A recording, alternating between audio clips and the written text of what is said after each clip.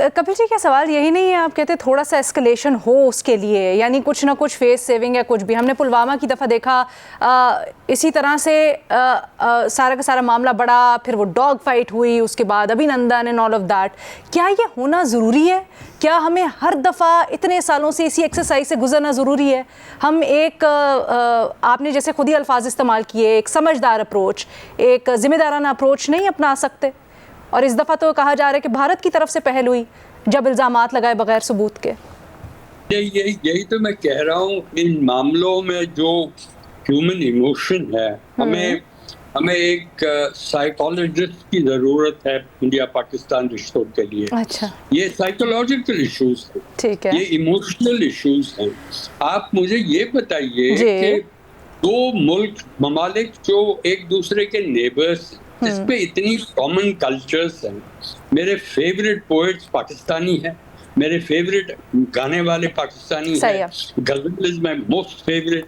तो मुझे आप कैसे कह सकते हैं, रिवाइव कर सकते हैं, बात करते हैं इतनी बड़ी लीडरशिप लेवल पे कि टू नेशन थियरी वैलिड? अब ये अगर ऐसे स्टेटमेंट्स आए तो यहाँ पे तो जवाब होगा ना।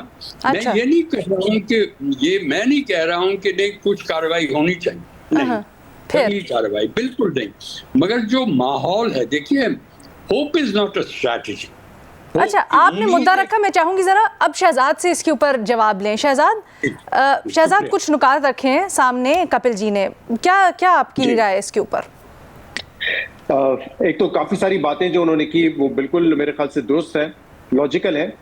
जो उन्होंने बात की ना कि 26/11 के बाद इस वक्त वो देख रहे हैं कि इंडिया में चाहे हुकूमती सतह या अवामी सतह पे गुस्सा बहुत ज्यादा है, एक आउटरेज है। उसकी एक वजह है, उसकी वजह यह है कि 2014 से, बल्कि शायद जब बीजेपी इससे पहले भी ऑपोजिशन में थी, ये नफरतें जो है ना अपनी अवाम में इंजेक्ट की गई हैं।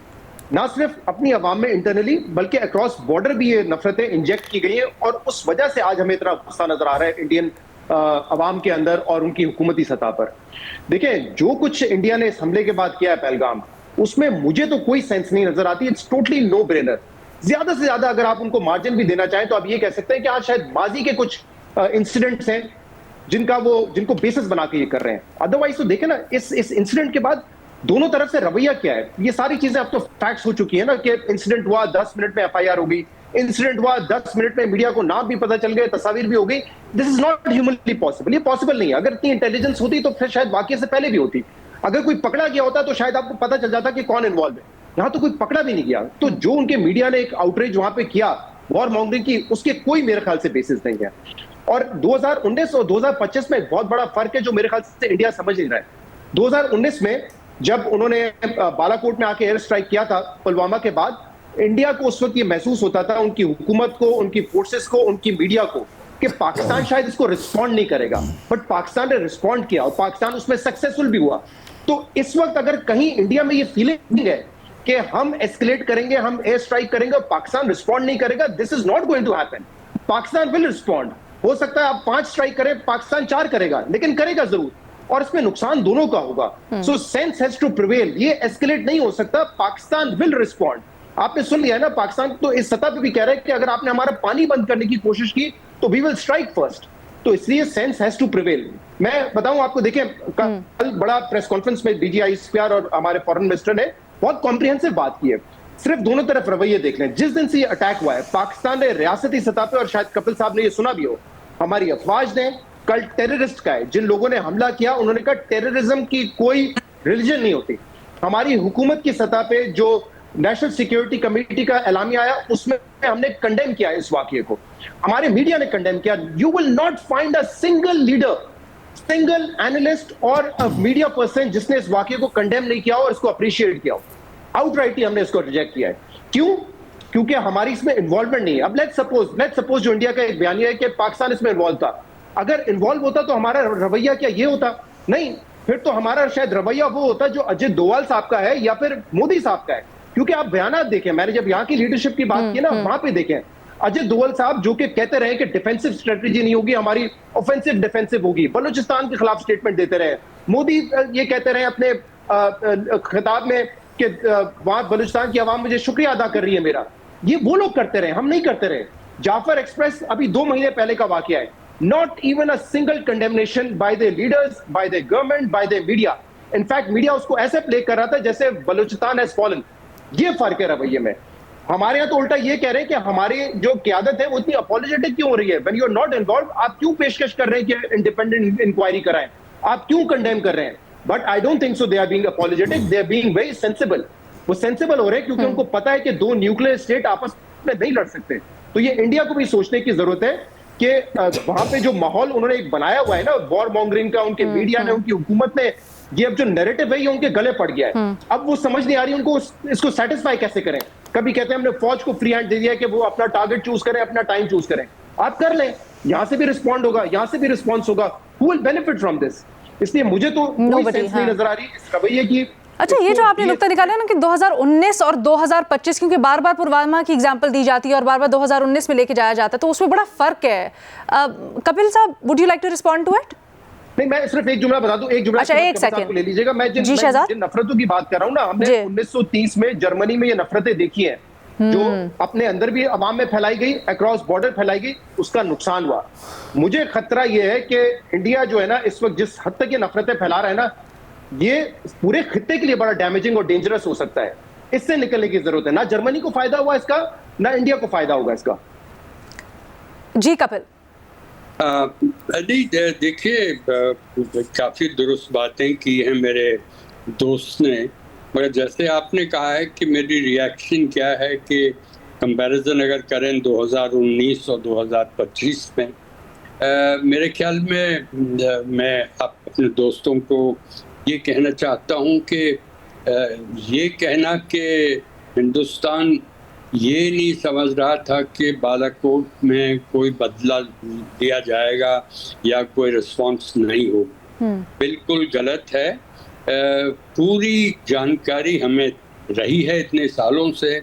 मैंने हिंदुस्तान और पाकिस्तान की 2 जंगों में हिस्सा लिया है, 65 और 65 में तो मैं 20 साल का था और उसके बाद 71 में। तो 2-3 पहलू हैं। आपने कहा कि ये एक बहुत ही हाई लेवल पैनल है, सोच समझदार लोग हैं। तो पहली बात मैं कहना चाहता हूँ, उसमें कोई शक नहीं है, पाकिस्तान में जो टेररिज्म है हमारे हिंदुस्तान से ज़्यादा है, बहुत ज़्यादा है। अगर आप फैटेलिटीज़ देखें पिछले 2 साल से, बहुत ज़्यादा है। मगर ये भी हकीकत है कि आपकी असेंबली, मैंने खुद देखा है आपकी असेंबली के डिलिब्रेशन, जिसमें आपके एक असेंबली के मेंबर, शायद वो मिनिस्टर थे, मुझे याद नहीं आ रहा है, माफ कीजिएगा, उन्होंने कहा है कि हमें कितनी कोशिश करनी पड़ी और हम उसमें एक तरीके की सफलता पाई कि यूएन सिक्योरिटी काउंसिल की जो स्टेटमेंट थी जिसपे टीआरएफ का जिक्र किया हुआ था, हमने वो टीआरएफ का जिक्र हटाया। तो मुझे नहीं लगता है कि ये कुछ ये अप्रोप्रिएट बात थी। अगर यूएन सिक्योरिटी काउंसिल कह रही है कि नहीं, मेरा ख्याल है कपिल जी, माजरत मैं आपको यहाँ पे काट रही हूँ, मेरा ख्याल है वो इस तरह से नहीं थी, वो टीआरएफ का जिक्र नहीं था, जो अल्फाज इस्तेमाल हुए थे उसके ऊपर था। जैसे for example Jammu and Kashmir के अल्फाज इस्तेमाल करना। स्टेटमेंट में टीआरएफ का जिक्र था और आपके असेंबली के मेंबर ने खुद ही, मैंने खुद देखा है आपकी टेलीविजन का डिबेट, जहां वो कहते हैं हमने वो टीआरएफ का हटवा दिया। मैंने मेरी आंखों से देखा। But Kapil ji, how is that? ठीक है, हाउ इज, मुझे थोड़ा सा इस मुद्दे के ऊपर आ जाए ना, मुझे थोड़ा सा इसके ऊपर मुद्दे के ऊपर आ जाए ना कि एस्केलेशन आप कह रहे हैं कि होगी। अलीना, इसमें एक चीज, क्योंकि ये जो बात कर रहे हैं ना, और मेरे ख्याल से अगर मैं गलत नहीं हूं तो जो 370 आर्टिकल एब्रोगेट भी किया था इंडिया ने जी, कपिल साहब उसमें पिटिशनर भी थे। इज दैट ट्रू कपिल साहब? बिल्कुल, कोई शक नहीं। तो अब ये द हिंदू ने रिसेंटली ये अभी भी मीडिया में सिविल सोसाइटी डिस्कशंस में जहाँ भी जाता हूँ, बहुत जाता हूँ, मैं कहता हूँ कि कश्मीरियों की पहचान के लिए, उनकी इज्जत और इकबाल के लिए कदम उठाया गया है, बिल्कुल गलत था। पिटिशनर आप समझ सकते हैं कि एक एयर मार्शल हिंदुस्तान का सुप्रीम कोर्ट पे जाता है कि 370 क्यों हटाए। मोहम्मद रहमान। ये तो डॉक्टर साहब, ये बात मैं इसलिए कर रहा हूं क्योंकि द हिंदू ने भी इस पर जो है पूरा एक आर्टिकल किया था कि जब ये हुआ, आर्टिकल 370 को एब्रोगेट किया गया, इसके बाद लोकल बहुत सारे रेजिस्टेंस ग्रुप बने हैं कश्मीर में, और इसीलिए बने क्योंकि अब वो आइसोलेटेड फील कर रहे हैं। तो इसका ये जो लोकल रेजिस्टेंस ग्रुप है, ये एक ऑर्गेनिक एक्ट हो सकता है, इंडिजिनस एक्ट हो सकता है। इसको आप पाकिस्तान के ऊपर कैसे डालेंगे? नहीं, मैं पाकिस्तान के ऊपर नहीं, मैं आपसे नहीं, मैं जनरली इंडिया की बात कर रहा हूँ। हुकूमत जो इंडियन हुकूमत जो कर रही है उसकी बात कर रहे हैं। अल्फाज मत इस्तेमाल करिए जो मैंने यूज नहीं किए हैं। नहीं, आपको नहीं कह रहा, मैं जनरली इंडियन माहौल की बात कर रहा हूँ। लोकल रेजिस्टेंस है, एक तरीके की नॉर्मलसी रही है, उसमें कोई शक नहीं है। और दूसरी तरफ से जो कश्मीरियों की नाराजगी जो दिल में है, क्योंकि जो कुछ कदम उठाए गए हैं, कश्मीरी कहते हैं कि हमारे खिलाफ हैं। और जब इलेक्शंस हुए हैं, इंतखाबात हुए हैं, आप खुद ही जानते हैं, पिछले साल ही हुए हैं, उसमें कौन सी पार्टी आई?